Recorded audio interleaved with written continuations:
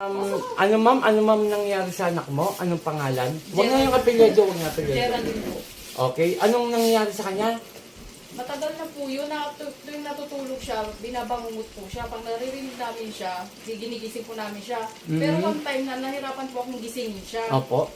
Tapos nung parang nahimasmasan siya, nagising siya, sabi niya, mama, sinasama niya ako eh. Parang umiwalay na po yung kaluluwa niya. Matagal po namin siyang ginigising. One time na nangyari po yun. Saan daw po sila pupunta? Yung demonyo na yan? Daw po, eh. Sa mga puno. Sabi Tapos? mga puno, sinasama daw siya eh. Buti nagising siya. Kasi umiiyak na siya eh.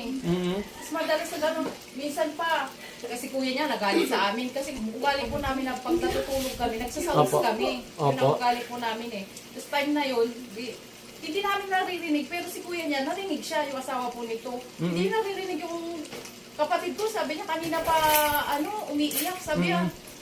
Tapos yun nga po. Tapos hanggang dito, basta kung saan kami tumira, sabi ko siguro may sumusunod sa anak ko eh. Opo. Kasi bakit laging ganun? Matutulog siya. Lagi siyang binabangungot. Kahit tulog siya, sabi niya, ginagaya. Itong anak ng lalaki, si Tantan. Alam niya nasa school. Ako nasa trabaho. Siya lang mag-isa. Sabi niya ganun, tinatawag siya. Pero nilalabanan niya. Sabi po niya, hindi ikaw yan, yung kapatid ko na sa school, umalis ka rito. Ginaganon po niya. Okay, ganito ma'am, hindi ko na patatagalin ng ating tutulungan ko ang anak mo, wala man dito, papatayin ko yung demonyo na yan sa pamamagitan mo bilang isang nanay. Opo. Okay? Opo. At mamaya may bibigay akong paproteksyon at saka yung lubigan na kailangan natin. Pilitin yung makahanap ng lubigan. Huwag po kayong susuko na makahanap kayo niyan, no? Sige. Pati si madam kailangan ng lubigan. Yung sinabi kong 10 piraso, no? Sa kanya 5 piraso lang. Yung sa anak ko po. Opo. Sige, umpisa na tayo. Ate, may kayo pa dyan yung umpisa ko. Yan na po Ulitin ko ang nagpapagaling sa atin, madam, ang ating Panginoong Hesus, no? Siya ang talagang bukod tangin natin lalapitan. Huwag ako. Ang layunin ko, tinagampanan ko ang panggagamot ko para matulungan kayo. Okay? Ready na tayo. Papel lamang po ito. Ang mga karamdam ko rito na nagbabagong uling. At parang tumutusok. Pakipisil nga, madam, kung matigas. Malambot. Ibig sabihin, walang palaman ng loob para masaktan ka, ha? Sige. Pangalan ulit niya? Geraldine man. Okay. Sa turari po, tinito pero tapos, sinong gumagambala dun sa anak niya, mag-usap tayo sa Espiritu ng Diyos, Diyos sa lahat, Diyos na kinakatakutan. Ang sabi sa Diyos, kamaralaway sa bawat hallelujah ba? Kaya, pasok! Puh! Ikaw na yan. Ikaw na yung demonyo? Ikaw na yung demonyo. Lulubayan mo yun, napapatayin kita, dadalayin kita kung saan ka ng lugar. Lubayan mo pala yun. Alisan mo yun, sagot! Opo, matagal mo nang sinasamahan yung anak nito? Matagal na? Bakit? Gagamitin mo siya hindi maganda?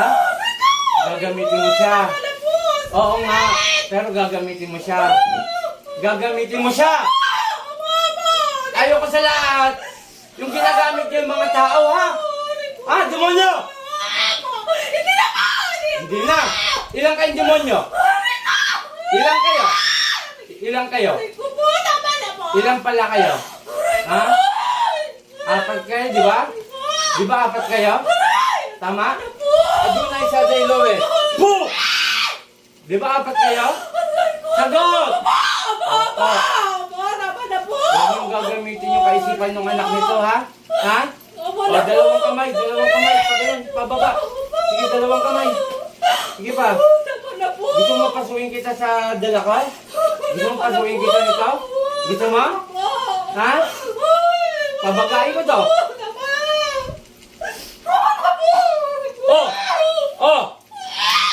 Mainit? Mainit? Sige! Sige, tanggalin mo yan! Ito po ang anak niyang lalaki. Lalaki, no? Babae. Wala ko kasi ngayon dito, kaya ginawa na lang natin paraan. Kinukuha yung anak nito at dadalhin sa karian. ng kadiliman. Sige, tanggalin mo lahat yan. Sige. Malakas ba yung karga nito? Malakas? Malakas ang karga nito? Itong dala ko? Ito po ang kalakasan ko. Ito, lakas ko nito. Wala ko itong bayad. Binibigay ko lang ito na libre. Sige. Sige pa. O, pasensyahan tayo ha? Ha? Kilala mo ako? Hindi. Ha? Hindi. Hindi mo ako kilala? Ha? O, magpapakilala ako ha? Ako'y isang manggagamot. Isang liwanag.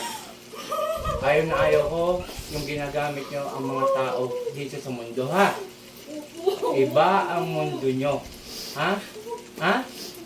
Sige, tanggal. Sige pa, kunti na lang. Pasensyahan tayo, dadaling ko ngayon kung saan kayo lulugar, ha?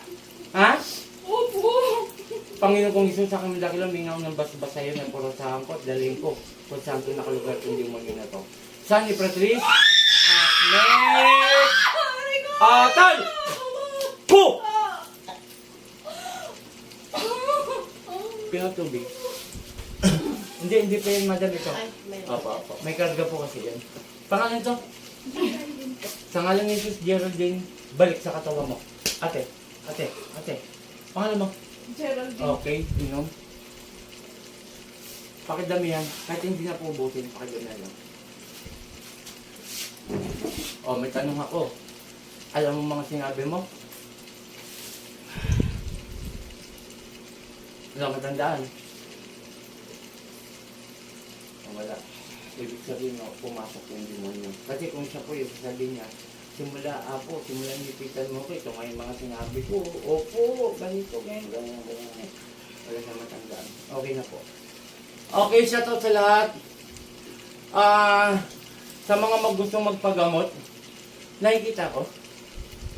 Okay. Sa mga gustong magpagamot, tawagan lamang po ako sa aking cellphone number. Huwag kayo magpapadala ng pera sa GCash. Hindi ako nangingi kahit kailan, hindi ko ginawa sa tao yan. Ang layunin ko, kung meron tayo renta na sasakyan, diyan ko kukunin sa inyong lugar pagkatapos ng gamutan. Pero po, umingi ako ng donasyon, hindi po presyo. Kasi kung pe-presyohan ko to, halimbawa sinabi ko, 2,000. Hindi na po ako manggagamot nun, na may mera na ako. Ang hinihingi ko lang po, magkano ipagkaloob sa akin ng pasyente, tatanggapin ko po yun. Maraming salamat. Okay, shoutout kay Apo kay Apo Marwing, Apo Sita, mga team Apo yan. Yung nagpapasalamat ako sa ating Amang Dakila, sa ating Panginoon sapagkat itong umaga to binigyan naman ako ng kalakasan upang manggamot sa mga pasyente. Maraming salamat. Muli akong team Apo Erika Puchaling, magandang umaga.